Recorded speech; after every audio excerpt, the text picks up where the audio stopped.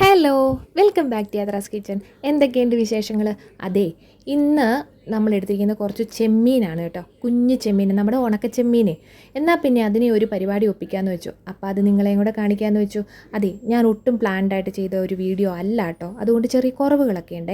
എന്നാൽ പിന്നെ നമ്മുടെ ചെമ്മീനെ എടുത്തിട്ടുണ്ടല്ലോ, ആ ഒരു കടായിലേക്കൊന്ന് ചൂടാകിയതിന് ശേഷം എൻ്റെ അകത്തോട്ടൊന്ന് ഇട്ട് നന്നായിട്ടൊന്ന് ഫ്രൈ ചെയ്തെടുക്കണം. അതെ, ഈ ഫ്രൈ ചെയ്തെടുക്കുന്ന സമയത്തുണ്ടല്ലോ ഇത്തിരി എണ്ണയൊക്കെ വേണമെങ്കിൽ ഒഴിച്ചു കൊടുക്കാം. പക്ഷേ ഞാനിവിടെ ചെയ്തിട്ടില്ല, കാരണം കുറേ നാളത്തിന് സൂക്ഷിച്ച് വെക്കാൻ വേണ്ടിയിട്ടാണ് കേട്ടോ. അപ്പോൾ ദാ അതിനെ ഒന്ന് തണുക്കാനായിട്ട് നമുക്കൊന്ന് മാറ്റി വെക്കാം കേട്ടോ. അപ്പോൾ വേണമെങ്കിൽ മതി, ഇല്ലെങ്കിൽ നമുക്ക് നമ്മുടെ കടായിൽ തന്നെ വെച്ചാലും മതിയാവും. ഇനി അടുത്ത താരയെന്ന് വെച്ചിട്ടുണ്ടെങ്കിൽ കുറച്ച് ചുവന്ന മുളകുണ്ട്, ഇനി ഇത്തിരി കുരുമുളകും കൂടി എടുത്തിട്ടുണ്ട്. എന്നാൽ പിന്നെ അതിനെയും കൂടി ഒന്ന് നമുക്കൊന്ന് നന്നായിട്ട് ഫ്രൈ ചെയ്തെടുക്കണം കേട്ടോ. അപ്പോൾ അതും അങ്ങോട്ടും ഇങ്ങോട്ടും ഇട്ട് കഴിയുമ്പോഴത്തേക്കും അതും ഓക്കെ ആവും.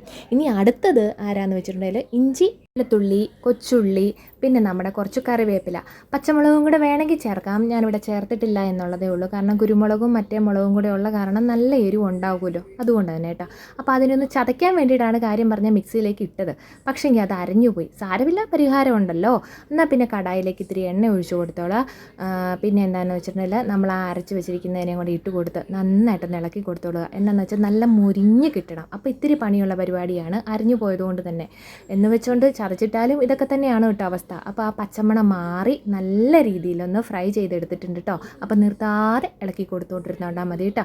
അപ്പോൾ എന്നാൽ പിന്നെ അതിനെ ഈ ഒരു പരുവത്തിൽ നമുക്കൊരു പാത്രത്തിലേക്കാക്കി മാറ്റി വയ്ക്കാം, ഒന്ന് തണുത്തോട്ടെ കേട്ടോ.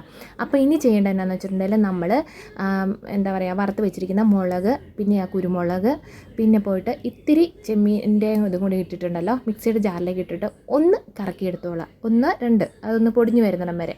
അപ്പോൾ അതൊന്ന് പൊടിഞ്ഞ് ഏകദേശം വന്നിട്ടുണ്ട്. ഇനി ആ ചെമ്മീനും കൂടി ഇട്ട് നമ്മൾ ആ വറുത്ത് വെച്ചിരിക്കുന്ന നമ്മുടെ ഇഞ്ചി, പച്ചമുളക്, കറിവേപ്പില അങ്ങനെയുള്ള സംഭവങ്ങളെല്ലാം ഇല്ലേ, അതും കൂടി ഒന്ന് ഇട്ട് കൊടുത്തിട്ട് 1, 2 കറക്ക്, ഒരുപാടായി പോകണ്ട. അതായത് നമ്മുടെ ചമ്മന്തി പരുവത്തിന്. പിന്നെ കുറച്ച് ഉപ്പ് കൂടി ഇട്ട് കൊടുത്തോളൂ. വേണമെങ്കിൽ ഇച്ചിരി പുളിയും കൂടി ആവാം കേട്ടോ. പുളിയും കൂടി ഇടുമ്പോൾ നമ്മൾ ആദ്യം ഫ്രൈ ചെയ്ത കൂട്ടത്തിൽ അവസാനം കൂടി ഇട്ട് നമുക്കൊന്ന് റെഡിയാക്കി എടുക്കാവുന്നതേ ഉള്ളൂ. അപ്പോൾ ഞാനിവിടെ പുളിയൊന്നും ഇട്ട് കൊടുത്തിട്ടില്ല. അപ്പോൾ ദാ ഈ പരുവത്തിലൊന്ന് പൊടിച്ചെടുത്തിട്ടുണ്ട്.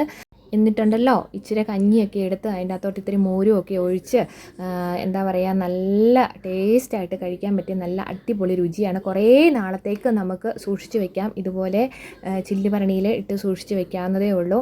അപ്പോൾ വേറൊരു കറി ഇല്ലെങ്കിലും നമുക്ക് എളുപ്പമുണ്ട്. ഇങ്ങനെയുള്ള കുഞ്ഞു കുഞ്ഞു പണികൾ, ഇത്തിരി അച്ചാറോ ഇത്തിരി പപ്പടമോ ഇതുപോലെ ചമ്മന്തിപ്പൊടിയൊക്കെ ഉണ്ടെങ്കിൽ അടിപൊളിയാണ്.